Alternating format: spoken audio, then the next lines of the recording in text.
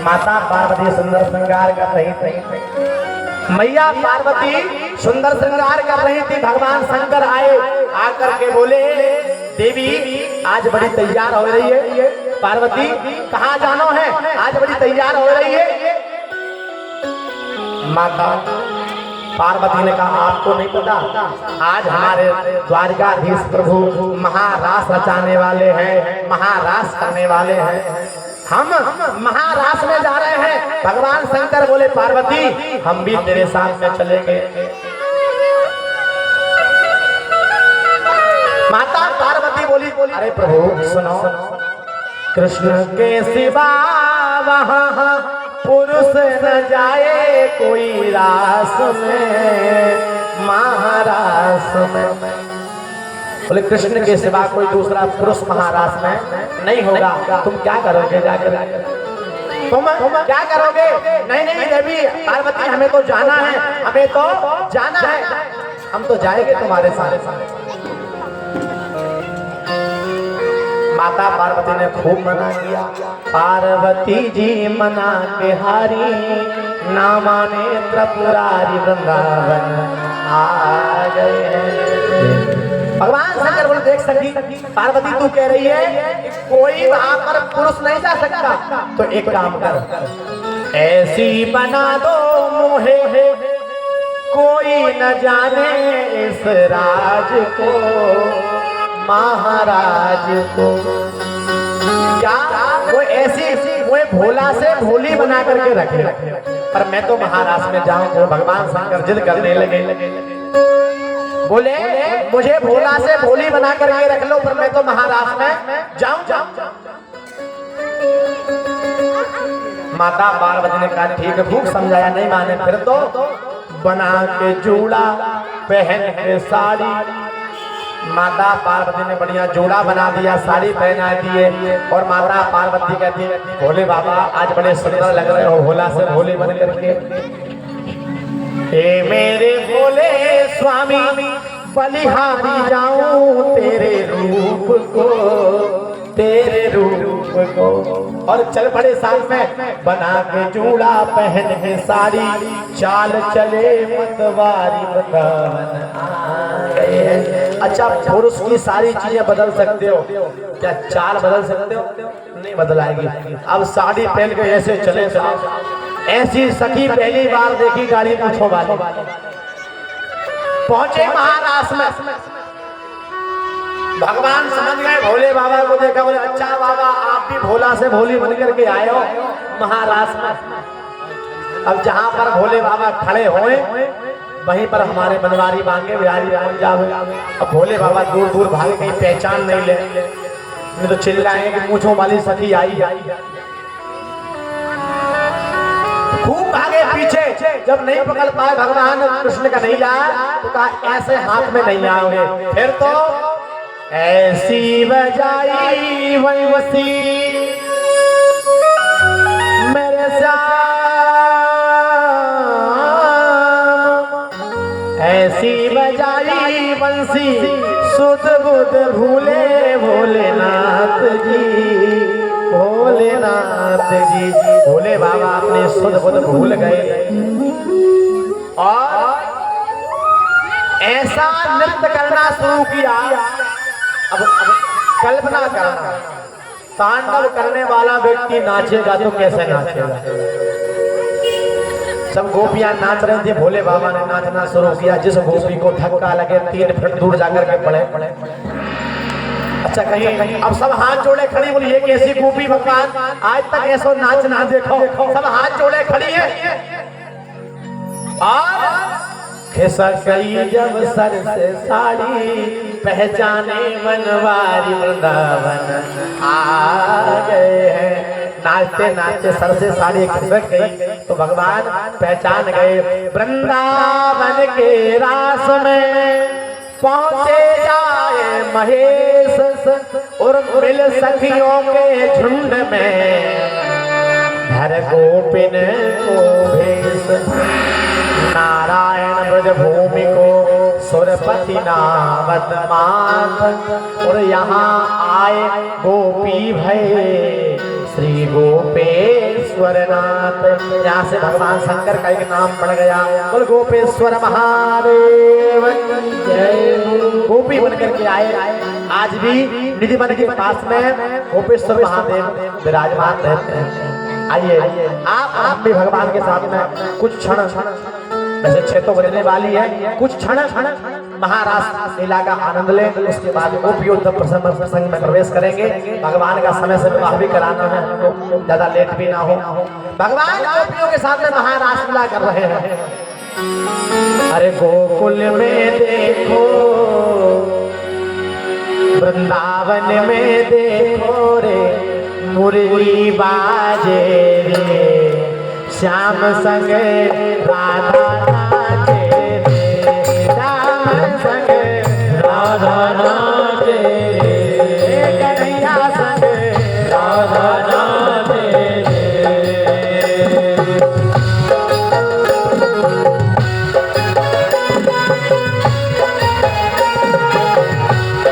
रास बिहारी भगवान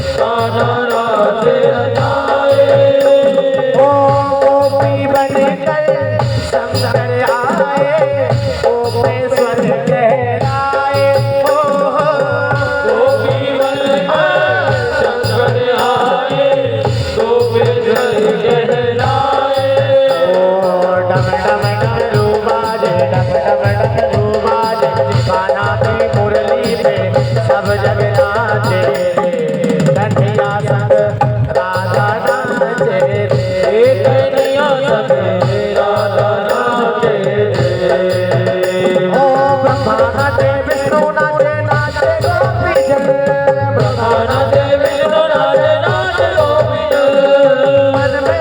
गयो सखीरी पावन वृंदावन। ओ मन मेरो बन गयो सखीरी पावन वृंदावन।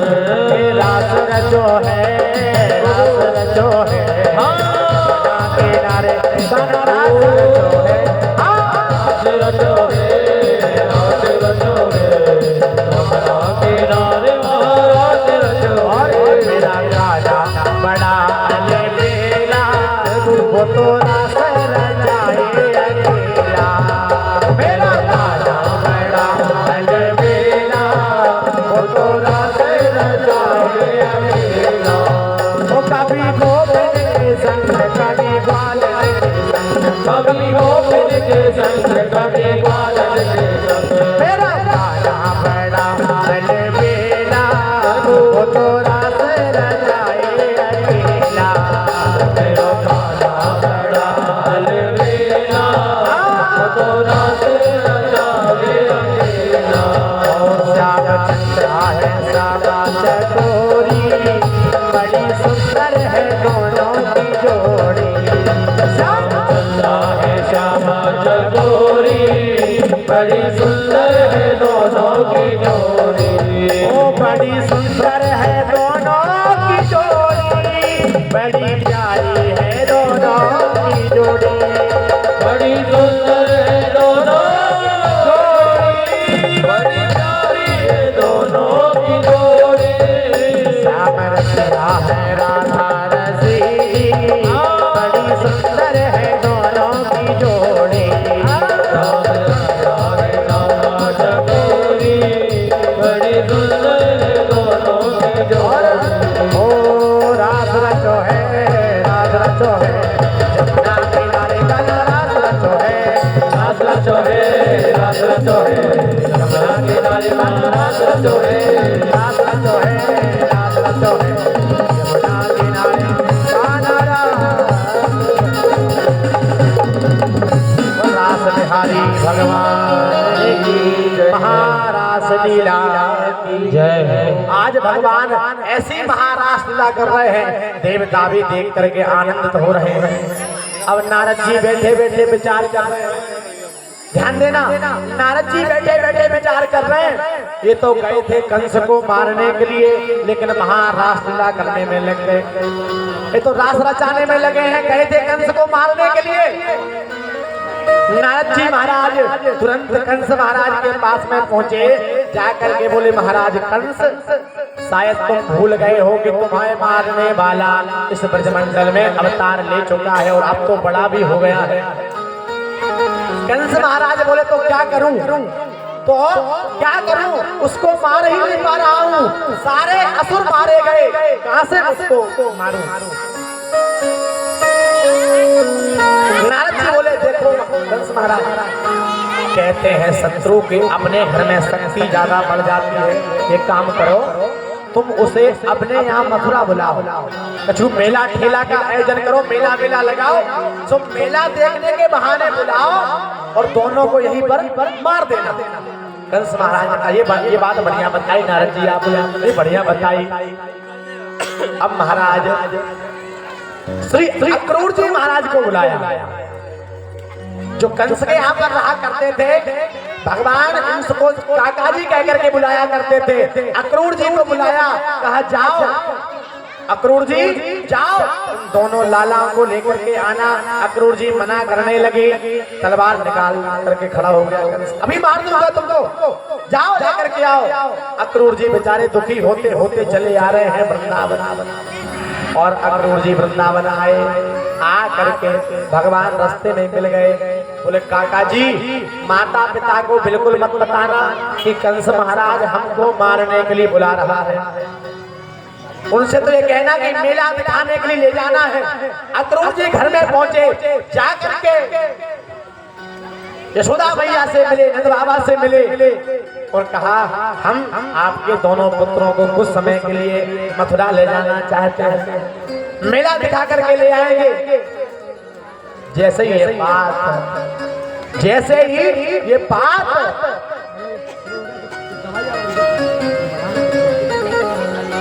जैसे ही ये बात पूरे ब्रजमंडल में ब्रजवासियों को, गोपियों को, ग्वालिनों को पता चली कि कोई कन्हैया को लेने के लिए आया है और आज कन्हैया हमको छोड़ करके चला जाएगा, जाने को तैयार हो रहा है, आंखों से अश्रु की धार बहने लगी कि हमारे तो प्राणों का धन है कन्हैया।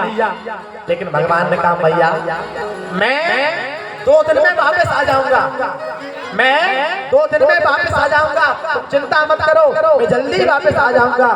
तो आज महाराज भगवान आज ब्रजमंडल से विदाई ले रहे हैं। ध्यान देना भैया, बड़ी सुंदर कथा है। कृष्ण लेते हैं ब्रज से विदाई कि मैया कोई याद ना करे। आज जैसे ब्रजमंडल में ये बात फैली कि हमारा कन्हैया हमको छोड़ करके जा रहा है, सबकी आंखों से अश्रु की धार बहने लगी। सब आकर के नंद भवन के बाहर टकटकी लगा करके खड़े हो गए। मैया रो रही है, कन्हैया मोको पता था कि तू एक दिन मोको छोड़ करके जरूर जाएगा, तू मुझे छोड़ करके जाएगा उस देवकी के पास में, तू मेरा पुत्र नहीं है। सब लोग कहते थे पर मैं मानती नहीं थी। कन्हैया बोले मैया धनुष जग की आई खबरिया, जाना पड़ेगा मोहे मथुरा नगरिया, दिल कैसे सहेगा जुदाई कि मैया मोहे याद ना करो। मैया मुझे याद मत करना। आज बेटा मैया थोड़ा बेटा शांति से बैठो थोड़ी देर। आज भगवान विदाई ले रहे और अंतिम विदाई है, इसके बाद भगवान दोबारा लौट करके वृंदावन नहीं आए। रथ पे बैठे रोए कन्हैया, जगत को हंसाने वाला आज पहली बार हो रहा है। भगवान भी जानते हैं कि मैं आज इनसे 2 दिन का कहकर तो जा रहा हूं, पर मैं लौट करके नहीं आ पाऊंगा। रथ पर बैठे रोए कन्हैया, हाय मेरे बाबा हाय मेरी मैया,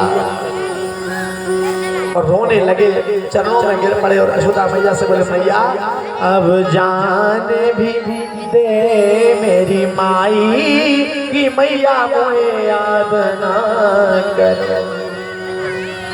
ब्रजवासी सब रोए रहे हैं, गैया बछड़ा तड़प रहे हैं। सारे ब्रजवासी रो रहे हैं लाला आज जा रहा है तो छोड़ छोड़, जो गैया बछड़ा तड़प रहे हैं, कान्हा सह ना सकेंगे जुदाई कि मैया कोई याद ना करे। गोपियां आ गई, भगवान जाने लगे। गोपियां रथ के सामने लेट जाती हैं कि जा रहा है तो जा, पर हमारे ऊपर से रथ लेकर के जा। और कन्हैया सुन ले, जा रहे हो तो जाओ, ब्रज छोड़कर हमसे मुख मोड़ कर, प्यार ऐसा कन्हैया नहीं पाओगे, नहीं पाओगे। हमारे जैसा प्यार प्रेम कहीं नहीं पाओगे कन्हैया। इसलिए मेरी राधा रानी आ गई, रथ को पकड़ के राधा रोए, सखियां खड़ी हैं रसता रोगे। राधा रानी रोने लगी, कन्हैया ये सब कहते थे तू छलिया है, इससे प्रेम मत कर, एक दिन छलेगा, छल करके चला जाएगा। लेकिन मैंने किसी की बात नहीं मानी, आज तू मुझे छोड़ करके जा रहा है। ग्वाला देते हैं रो रो विदाई कि मैया मोहे याद ना करो। सब रो रहे हैं। भगवान ने समझाया कि मैं 2 दिन में वापस आ जाऊंगा, आप लोग मत रोइए। सबको आश्वासन दे करके मैया, जब कोई व्यक्ति हमारे पास में रहता है ना, तब उसकी कीमत पता नहीं चलती। जब वो हमसे दूर चला जाता है ना, तब उसकी कीमत पता चलती है इसका स्थान हमारे जीवन में क्या था। आज ब्रजवासियों के प्राण हमको छोड़ करके जा रहे हैं। भगवान रथ पर बैठे, अक्रूर जी रोते रोते रथ हाँक रहे हैं।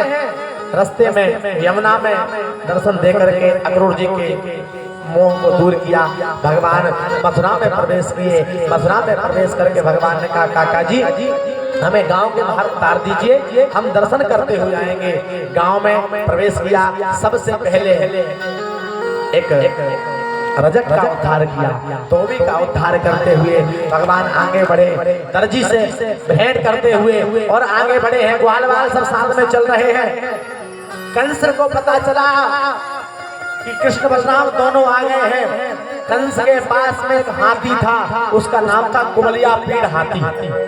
उसको मदिरा पान करा करके भेजा। बड़े भैया बलराम जी ने हल उठाया, कुबलिया पीड़ हाथी के ऊपर पटका, उसका उद्धार किया। आगे पहुंचे, मेले में मलयुद्ध हो रहा था। दोनों को मलयुद्ध में खड़ा कर दिया। कंस के पास में दो बड़े बड़े बलवान थे, एक का नाम था चाणूर, दूसरे का नाम था मुष्टिक। दोनों को भगवान के साथ में मलयुद्ध कराने के लिए छोड़ दिया गया। भगवान ने कृष्ण बलराम ने दोनों को उठाया, उठा करके घुमा करके पछाड़ दिया, उनका उद्धार किया। इसके बाद में वहीं से मेरे कन्हैया छलांग लगा करके और कंस के सिंहासन के यहाँ पर पहुंच जाते हैं। कंस के बालों को पकड़ा, बाल पकड़ करके और आसन से नीचे पटक दिया। कंस भागने लगा, भगवान दौड़े पीछे, दौड़ करके पकड़ा, बाल पकड़ लिए। कंस कह रहा है आज छोड़ दे, मैं तेरा मामा हूँ, आज छोड़ दे।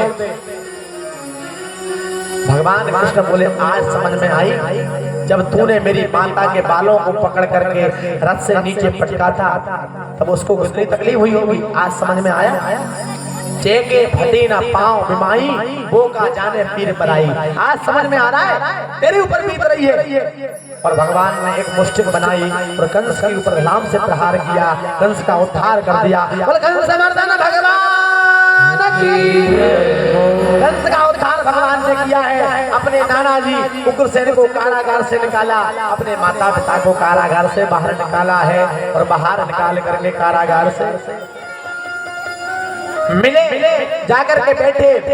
देवकी वसुदेव जी के साथ में कुछ दिन रहे। उसके बाद में देवकी वसुदेव जी ने छोटे से कन्हैया को अपने यहाँ पर अवंतिका उज्जैन में सांदीपनी ऋषि का आश्रम था और अभी भी है। सांदीपनी ऋषि के आश्रम में भगवान को पढ़ने के लिए भेज दिया। भगवान गुरु गृह गए, पढ़न रघुराई, अल्पकाल विद्या सब पाई। थोड़े से समय में अपने अवंतिका से सांदीपनी ऋषि से सारी विद्याओं का अध्ययन करके भगवान पुनः मथुरा पहुंच जाते हैं। आज मथुरा को पहुंचे। कंस का जब पद हुआ, कंस की दो पत्नी थी, एक का नाम था अस्ति, दूसरी का नाम था प्राप्ति। कंस के ससुर का नाम था जरासंध। अपने पिता जरासंध के पास में पहुंच गई थी। यहाँ पर एक दिन की बात है भैया, ध्यान देना।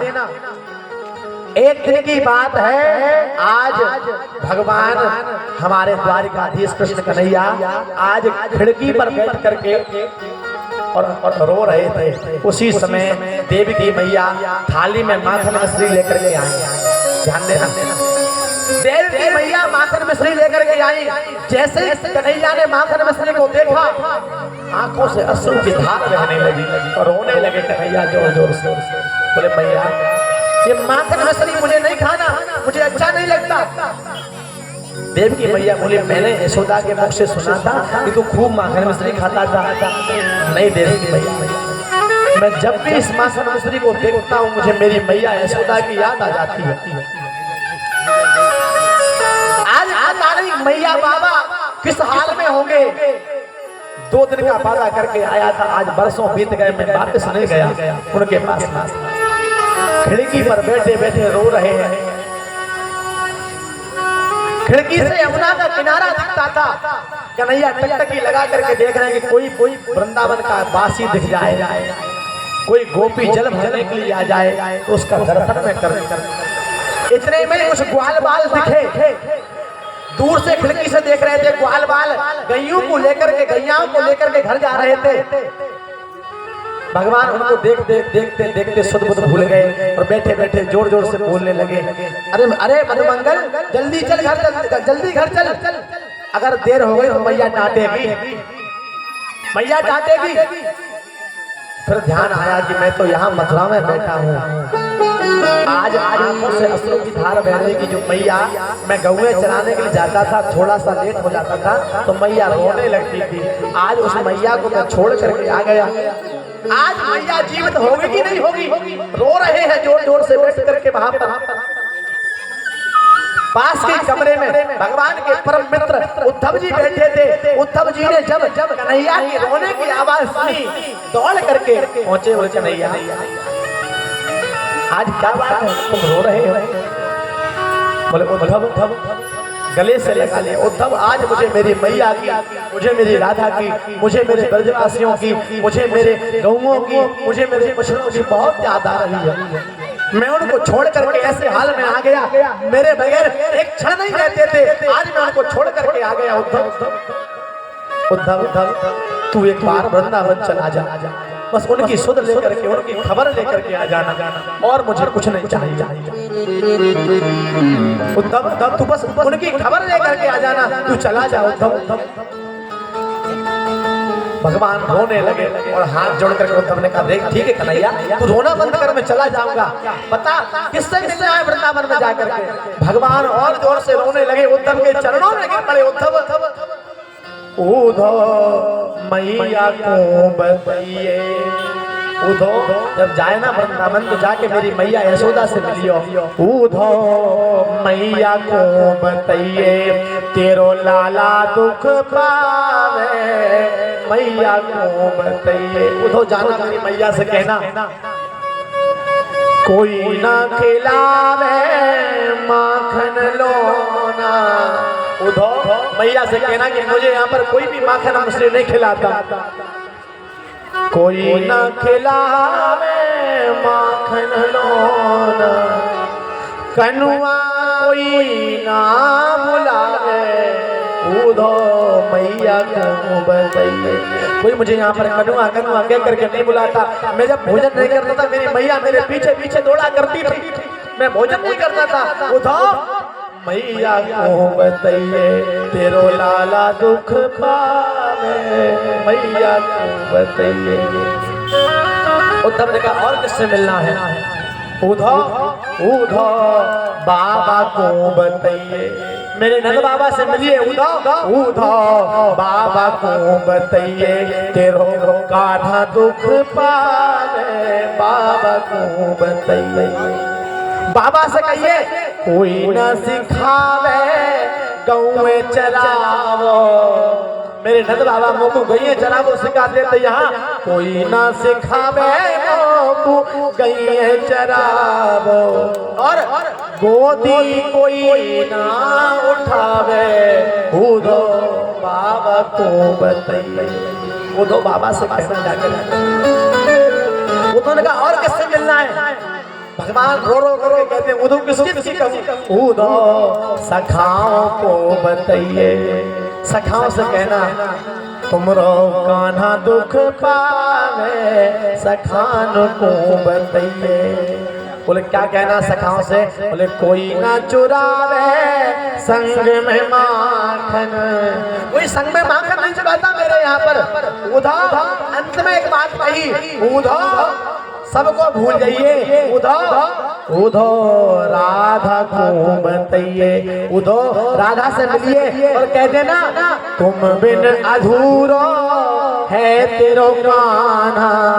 उद्धव राधा को बताइए। अभी समय है, कोई हलचल ना करें। अभी समय है भैया।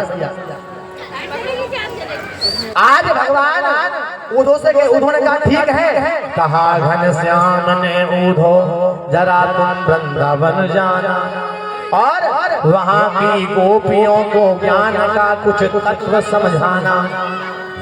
विरह की वेदनाओं में सदा बेचैन रहती हैं, तड़प कर आह भर भर भर रो रो करके कहती हैं। उद्धव गोपियों को समझाना जा करके कहा। उद्धव ने हंस करके, उद्धव जी हंसने लगे। क्या उद्धव को अभिमान था, ज्ञान का अभिमान था। कहा हंस करके उद्धव ने, अभी जाता हूँ वृंदावन, जरा देखूं कठिन कैसा है ये प्रेम का बंधन। मैं भी तो देखूं कितना प्रेम करती गोपियां। उद्धव जी ज्ञान को मानते थे, गोपियां प्रेम को मानती थी। है कैसी गोपियां जो ज्ञान को तो कम बताती हैं, निरर्थक लोक लीला में यही गुणगान गाती हैं। उद्धव जी चले, ध्यान देना, उद्धव जी गोपियों से मिलने के लिए चले मथुरा से वो कुछ दूर तो वृंदावन नजर आया, वृंदावन नजर आया और वहीं से प्रेम ने अपना अनोखा रूप दिखलाया।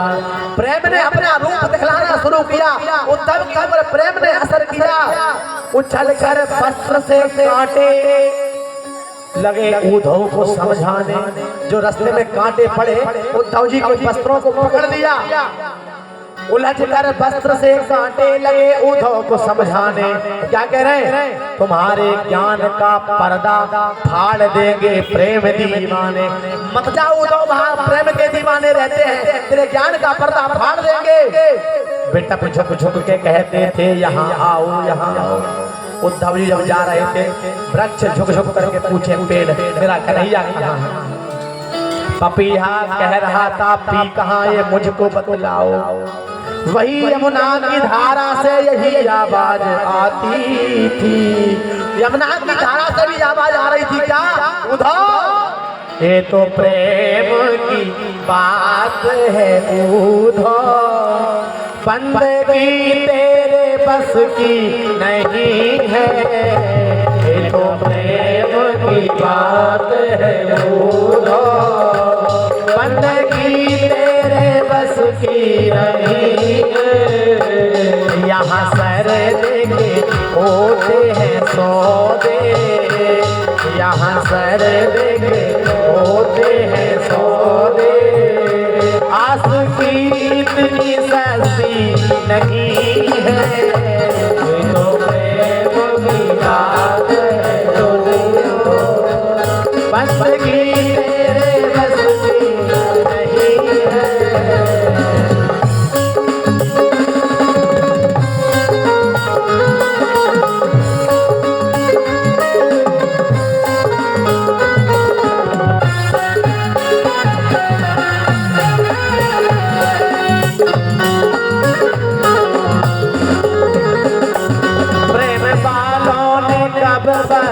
पूछा उनकी पूजा में सुन ले रे उद्धव, प्रेम पालों ने जब पूछा उनकी पूजा में सुन ले रे उद्धव। यहाँ सर दे होती है पूजा, यहाँ सर दे होती है पूजा।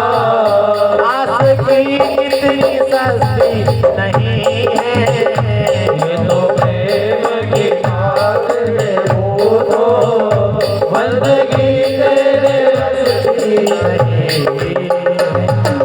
उद्धव जी पहुंचे, गोपियों को समझाया, गोपियों का प्रेम देखा, गोपियों ने उद्धव जी के ईमान को चूर चूर कर दिया। और महाराज उद्धव जी वहां से अपने ज्ञान को दूर करके प्रेम का भाव लेकर के गोपियों ने समझाया, लौट करके पुनः मथुरा आए। भगवान को सबकी शुद्ध बुद्ध सुनाई है, समय अधिक हो चुका है। यहाँ पर भगवान के ऊपर, मथुरा के ऊपर कंस के ससुर जरासंध ने 17 बार आक्रमण किया, हार गया, भगवान से हार करके चला जाता था। 18वीं बार में आज ब्राह्मणों की सेना लेकर के चला आ रहा है, और ब्राह्मणों की सेना लेकर के आया तो भगवान युद्ध करने के लिए गए। तो भगवान ने देखा कि जरासंध तो इस बार ब्राह्मणों की सेना लेकर के आया है, हम युद्ध नहीं करेंगे। बड़े भैया बलराम जी ने कहा तो क्या करोगे? बोले रण छोड़ करके भागेंगे। भगवान यहाँ से रण छोड़ करके भागे, भगवान का एक नाम पड़ा, बोल रण छोड़ भगवान की जय। जरासंध के डर से रण छोड़ करके भगवान भागे, और भगवान के पीछे जरासंध का मंत्री, म्लेच्छों का राजा काल यमन भागा। मैं विस्तार पूर्वक इस कथा को आपको कल सुनाऊंगा आराम से। काल यमन पीछे पीछे भागा। मुचकुंद जी महाराज के द्वारा काल यमन का उद्धार कराया गया। रातों रात विश्वकर्मा जी को आज्ञा दी कि समुद्र के अंदर रातों रात एक नगरी का निर्माण करो। विश्वकर्मा जी ने नगरी बनाई, समुद्र के बीच में उसका नाम रखा गया द्वारिका। आज हमारे भगवान मथुरा को छोड़ करके द्वारिका के राजा बन करके बैठ गए हैं। बोल द्वारिकाधीश भगवान की। अब द्वारिकाधीश बन गए, अब राजा तो बन गए, अब रानी भी होनी चाहिए, है कि नहीं? अब यहाँ से भगवान के विवाह की कथा प्रारंभ होती है। सुखदेव जी महाराज कथा सुनाते हैं। राजन, जब भगवान द्वारिका के राजा बने तो एक राज था, उसका नाम था कुंडलपुर, और कुंडलपुर के राजा का नाम था भीष्मक, और भीष्मक की कन्या का नाम था रुक्मणी। उसके यहाँ पर 5 पुत्र थे, रुक्मी, रुक्मबाहु, रुक्मकेशी, रुक्मरथ, और एक पुत्री थी, उसका नाम था रुक्मणी। सरोवर में स्नान करने के लिए गए थे। कमल के पुष्प के ऊपर एक कन्या सोती गई थी, उसको लेकर के आ गए थे। उसका पालन पोषण किया, लक्ष्मी स्वरूपा उसका नाम रखा गया रुक्मणी। रुक्मणी मैया आज रुक्मणी के भाई रुक्मी ने अपने मित्र शिशुपाल के साथ में मैया रुक्मणी का विवाह पक्का कर दिया, और विवाह पक्का किया। रुक्मणी मैया तो बचपन से भगवान कन्हैया को अपना पति मान बैठी थी, कृष्ण कन्हैया को अपना पति मान बैठी थी। भगवान को पाती लिखी कि प्रभु अगर आज नहीं आए तो अपने प्राणों का त्याग कर दूंगी। हे कन्हैया, मैंने आपको देखा नहीं है, आप कैसे हो? पाती लिखी, पाती पहुंची, पाती को पढ़ करके भगवान विचार करते हैं कि आज तो मुझे जाना पड़ेगा। और विवाह के पहले होती है माता पूजन। आज रुक्मणी मैया, आचार्य जी, आज रुक्मणी मैया अपनी सखियों के साथ में माता कात्यायनी का पूजन करने जा रही हैं। और जय जय गिरिवर राज किशोरी, जय जय गिरिवर राज किशोरी, जय महेश मुख चंद्र चकोरी, जय महेश मुख चंद्र चकोरी, और जय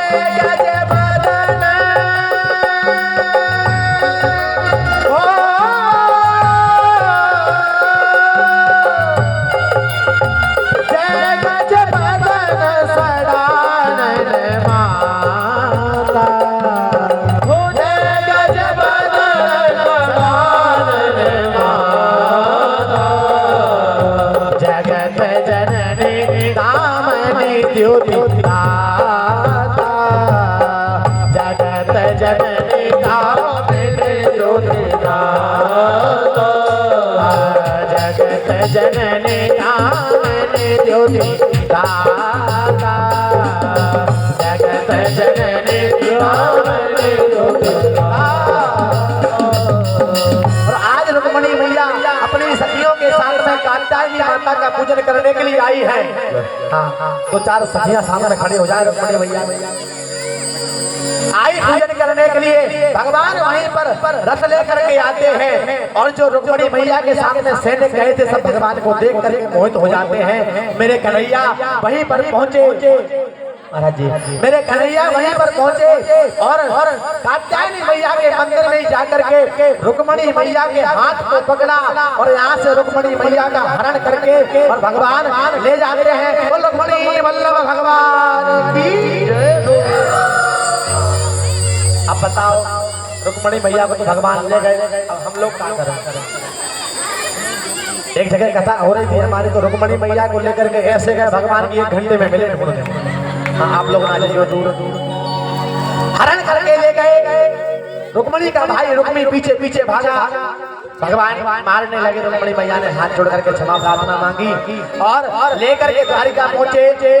बड़े भैया बलराम जी कुंडनपुर गए, कुंडनपुर में जाकर के संधि करी, भीष्मक राजा के साथ में बैठ करके बातचीत करी। यहाँ से बारात पहुंची तो बड़े सुंदर भगवान के विवाह का आयोजन किया गया। बोल दुल्हा सरकार की, रुक्मणी मैया की। वही सुंदर छवि, वही सुंदर झांकी आपके हमारे सामने विराजमान है। रुक्मणी मैया भगवान कृष्ण का विवाह उत्सव आप और हम बड़े धूमधाम से देखेंगे।